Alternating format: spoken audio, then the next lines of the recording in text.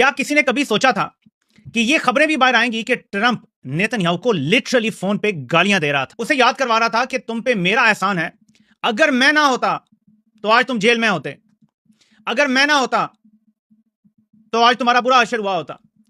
और afford use करके उसकी ऐसी की तैसी करता है। लेकिन बात यहां खत्म नहीं होती, उसका जवाब उसको मिलता है और नेतन्याहू उसको बड़ा तगड़ा जवाब देता है और सारी गेम मुझे समझ आ जाती है कि क्या चल रही है।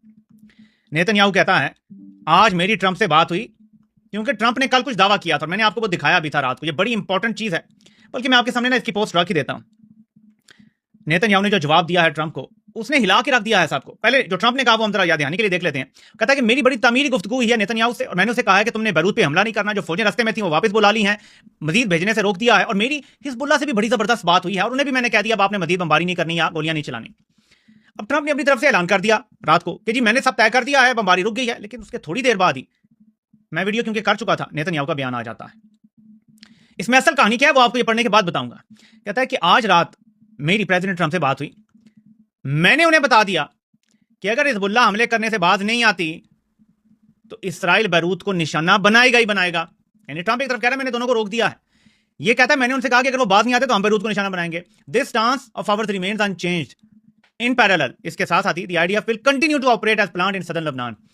तो लेबनान के अंदर इसराइल की जो फौजें हैं वो भी अपनी कार्रवाइयां जारी रखेंगी। यानी जो ट्रंप कह रहा है मैंने सीज फायर करवा दिया है, मैंने कह दिया आप किसी पे बमबारी नहीं होगी, बेंजामिन नेतन्याहू उसके कुछ देर बाद ही पोस्ट करता है और कहता है मेरी फौज तो करेगी और मैंने ट्रंप को भी कह दिया कि हम तो जारी रखेंगे काम।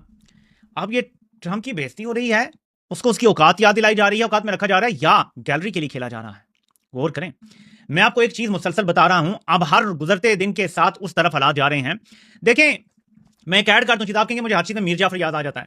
तारीख जब लिखी जाएगी, और ये मुझे होता हुआ नजर आ रहा है, इसको कौन रोकेगा अल्लाह बेहतर जानता है, कि ग्रेटर बनाने वालों में, उसके मेमारों में मीर जाफर सरे फहरिस्त लोगों में शामिल होगा।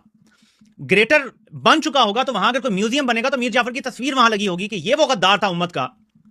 वो तो गद्दार नहीं लिखेंगे, जिसने ग्रेटर बनाने में हमारी पूरी सहूलतकारी की, हमारी मदद की।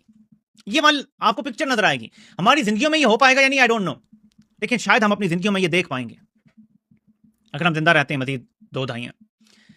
जो मुझे समझ आ रहा है वो ये है कि ट्रंप अपनी गैलरी के लिए खेल रहा है, वरना ये खबर कैसे बाहर आ गई। तमाम जरीदे अमरीकी कह रहे हैं जी ट्रंप ने गालियां दी हैं नेतन्याहू को फोन कॉल पे। और भाई नेतन्याहू को गालियां दे के कोई रह सकता है?